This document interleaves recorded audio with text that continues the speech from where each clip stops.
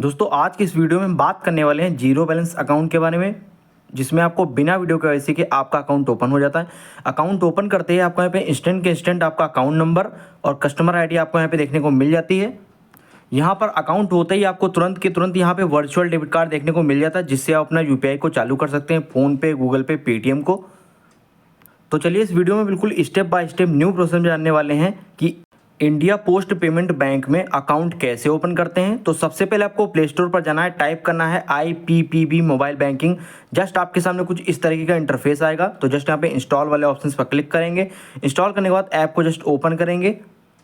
अब यहाँ पे हमारे सामने कुछ इस तरीके का इंटरफेस आ रहा है। तो यहाँ पे लिखा है welcome to IPP mobile banking, यहाँ पे लिखा है new to IPPB open savings account instantly. तो जस्ट इसी वाले ऑप्शंस पर क्लिक करेंगे।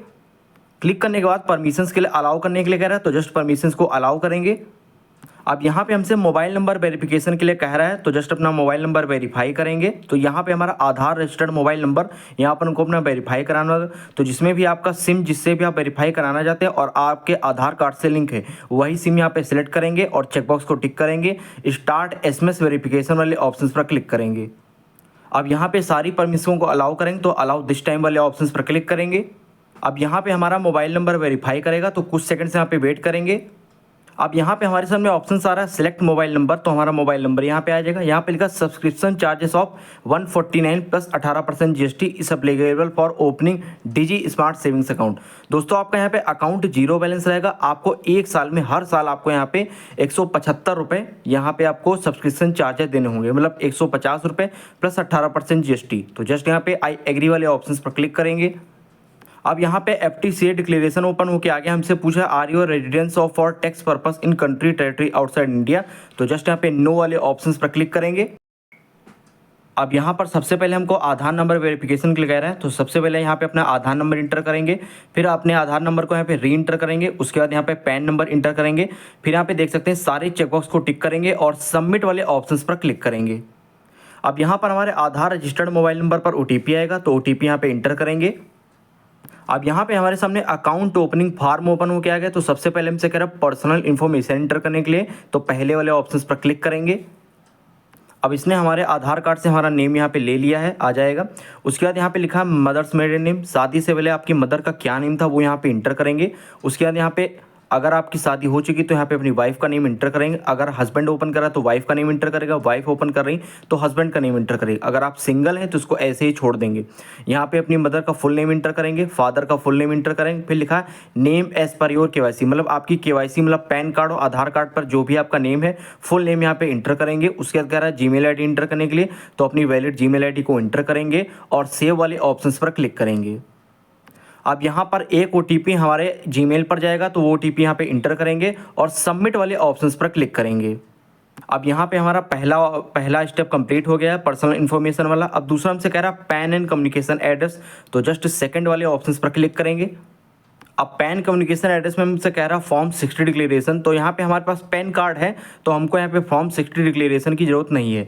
यहाँ पे हमारा परमानेंट एड्रेस आ जाएगा और फिर यहाँ पे कम्युनिकेशन एड्रेस पूछ रहा है, मतलब यहाँ पे हमारा परमानेंट एड्रेस लिखा है। फिर कम्युनिकेशन एड्रेस पूछ रहा है कि सेम एज परमानेंट एड्रेस, क्या आपका कम्युनिकेशन एड्रेस और परमानेंट एड्रेस मतलब आधार एड्रेस सेम है। फॉर एग्जाम्पल आप किसी दूसरे शहर में जॉब करते हैं या पढ़ाई करते हैं तो वो आपका कम्युनिकेशन एड्रेस हो गया। तो जस्ट यहाँ पे कम्युनिकेशन एड्रेस को इंटर करेंगे। पर अगर आपका आधार एड्रेस और कम्युनिकेशन एड्रेस सेम है तो जस्ट यहाँ पे चेकबॉक्स को टिक करेंगे और सेव वाले ऑप्शंस पर क्लिक करेंगे। अब यहाँ पे हमारा दूसरा स्टेप भी कंप्लीट हो गया। थर्ड स्टेप में हमसे कह रहे हैं नॉमिनी डिटेल्स इंटर करने के लिए, तो जस्ट इसी वाले ऑप्शंस पर क्लिक करेंगे।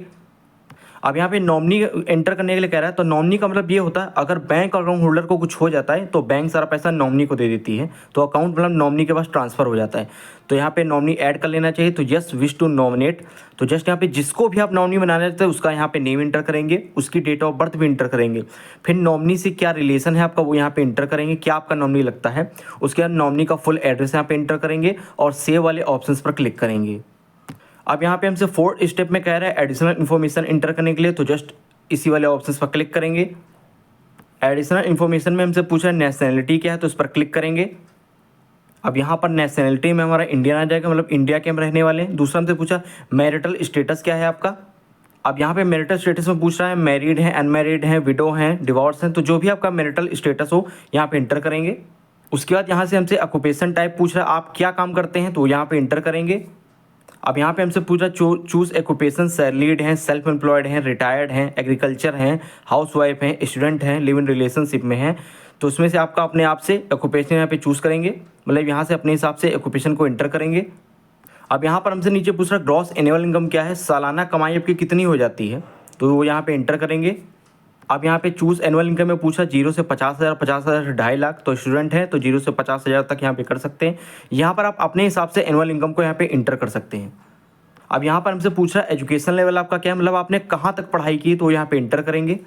यहाँ पे एजुकेशन लेवल में पूछ रहा है बिफोर मेट्रिकुलेशन, अगर हाई स्कूल से कम है तो बिफोर मेट्रिकुलेशन हो जाएगा, हाई स्कूल पास है तो मेट्रिकुलेशन हो जाएगा, अंडर ग्रेजुएट मतलब सिर्फ आप 12th पास हैं, ग्रेजुएट मतलब आप ग्रेजुएट हैं, पोस्ट ग्रेजुएट हैं, प्रोफेशनल हैं, तो जो भी आपके इसमें से एजुकेशनल लेवल क्वालिफिकेशन हो यहाँ पे इंटर करेंगे।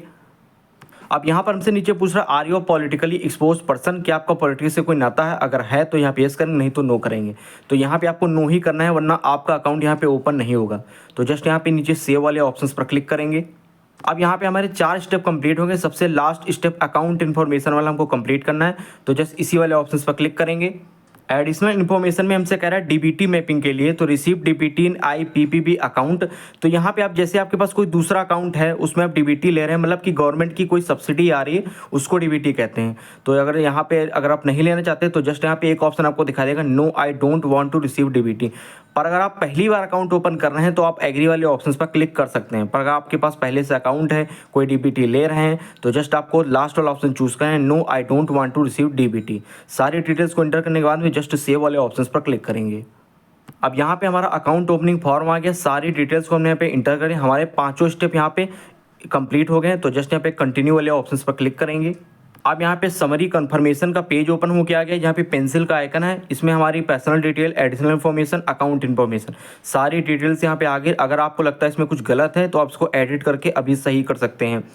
अकाउंट इन्फॉर्मेशन, तो दोनों चेकबॉक्स को टिक करेंगे। अब यहाँ पे देख सकते हैं आपका लिखा subscription charges 175.82 applicable for opening digi smart savings account, मतलब आपका अकाउंट जीरो बैलेंस है, सिर्फ आपको सब्सक्रिप्शन चार्जेस 175 रुपये हर साल आपको देना पड़ेगा। तो दोनों चेकबॉक्स को टिक करेंगे और कन्फर्म वाले ऑप्शन पर क्लिक करेंगे। अब यहाँ पर देख सकते हैं हमको सेट एम पिन करने के लिए कह रहा है, तो एम पिन तब आपको इंटर करना होगा जब आप मोबाइल बैंकिंग को ओपन करेंगे, तब आपसे एम पिन मांगेगा। तो अभी आपको एम पिन बनाना होगा, मतलब सेट करना होगा। तो 4 डिजिट का अपने मन से आप एम पिन बनाएंगे, उसको री इंटर करेंगे और सेट एम पिन वाले ऑप्शन पर क्लिक करेंगे।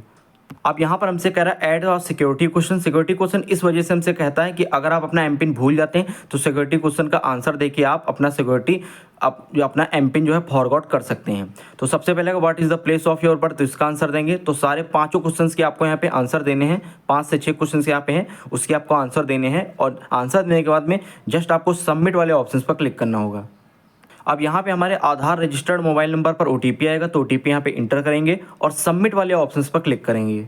अब यहाँ पे आप देख सकते हैं बिना KYC के हमारा अकाउंट ओपन हो गया है। अकाउंट ओपन सक्सेसफुली आ गया, कस्टमर नेम आ गया, कस्टमर ID आ गया, अकाउंट नंबर भी मिल गया और अकाउंट की डिटेल हमारे मोबाइल नंबर और जीमेल पर भी भेज दी गई। तो यहाँ पे एक लॉगिन वाला ऑप्शन आ रहा है, एक आ रहा है ऐड फंड वाला। तो जस्ट हम लॉगिन वाले ऑप्शन पर क्लिक करेंगे। अब यहाँ पर हमसे एम पिन मांग रहा है, तो जस्ट अपना 4 डिजिट का एम पिन यहाँ पे एंटर करेंगे। अब यहाँ पे आपका डिजी स्मार्ट सेविंग्स अकाउंट ओपन हो गया है, तो इसकी आप यहाँ पे बेनिफिट्स देख सकते हैं क्या क्या इसकी फैसिलिटीज़ हैं। तो सबसे पहले कह रहा है minimum funding requirement, please fund your account with a minimum balance of 200 rupees, 200 से आप यहाँ पे फंडिंग कर सकते हैं। Maximum spending limit of this account 10,000 per month, 10,000 per month यहाँ पे स्पेंडिंग कर सकते हैं। इस अकाउंट में आप 1 लाख तक रुपए यहाँ पे रख सकते हैं, लेन देन कर सकते हैं, क्योंकि ये नॉन KYC वाला अकाउंट है, मतलब बिना वीडियो KYC वाला, लिमिटेड ट्रांजेक्शन इनेबल्ड है। फिर यहाँ पे कह रहा है अगर आपको यहाँ पे वीडियो KYC जब आप पूरी करेंगे तो 1 लाख से ज़्यादा की आपकी लिमिट हो जाएगी। आप ब्रांच जाकर इंडिया पोस्ट पेमेंट बैंक की आप KYC 1 साल के अंदर कभी भी करवा सकते हैं, मतलब 3 महीने बाद, 4 महीने बाद, 6 महीने बाद, यहाँ तक कि जिस डेट को आप अकाउंट ओपन करते हैं उसके 1 साल के अंदर आपको यहाँ पे KYC करानी होती है। ब्रांच जाकर KYC यहाँ पे करा सकते हैं। फिर यहाँ पे आपका जो अकाउंट है जब आप KYC करा लेते हैं तो जो आपका वैलिड अकाउंट है ये रेगुलर प्रीमियम सेविंग्स अकाउंट में कन्वर्ट हो जाएगा। तो 1 साल के लिए वैलिड आपका ये अकाउंट है। फिर यहाँ पे देख सकते हैं ऐड फंड का ऑप्शन आ रहा है और कैंसिल का ऑप्शन आ रहा है। तो अगर आप फंड अभी ऐड करना चाहते हैं तो ऐसे फंड को ऐड कर सकते हैं, नहीं करना चाहते तो जस्ट यहाँ पे कैंसिल वाले ऑप्शन पर क्लिक करेंगे। अब यहाँ पर देख सकते हैं इसके मोबाइल बैंकिंग में लॉगिन हो चुके हैं। यहाँ पर क्लिक करके इसका बैलेंस देख सकते हैं, मिनी स्टेटमेंट देख सकते हैं, फंड ट्रांसफ़र कर सकते हैं, स्कैन पेन कर सकते हैं, ट्रांजेक्शन दे सकते हैं। मोर वाले ऑप्शन पर क्लिक करके मोर वाले ऑप्शंस पर क्लिक करके आप वर्चुअल डेबिट कार्ड पर जाके यहाँ पे वर्चुअल डेबिट कार्ड अपना देख सकते हैं। अब यहाँ पे आप इससे जो है अपना यूपीआई चालू कर सकते हैं, फ़ोनपे, गूगल, पेटीएम को यहाँ पे चालू कर सकते हैं, मैनेज लिमिट कर सकते हैं, ब्लॉक कर सकते हैं। इस तरीके से व्यू कार्ड डिटेल वाले ऑप्शन पर क्लिक करके अपनी कार्ड की डिटेल्स को देख सकते हैं। तो दोस्तों इस तरीके से घर बैठे बैठे इंडिया पोस्ट पेमेंट में अपना एक जीरो बैलेंस अकाउंट यहाँ पे ओपन कर सकते हैं। अगर आप दूसरे बैंक में अकाउंट ओपन करने जाते हैं, जैसे एयरटेल पेमेंट बैंक हो गया या आपका NSDL पेमेंट बैंक हो गया, तो उसमें भी आप अकाउंट ओपन कर सकते हैं। कोई गवर्नमेंट बैंक में अकाउंट ओपन करना चाहते हैं, जैसे आपका SBI होगा, तो उसमें भी आप ओपन कर सकते हैं। उसका भी लिंक आपको डिस्क्रिप्शन में मिल जाएगा।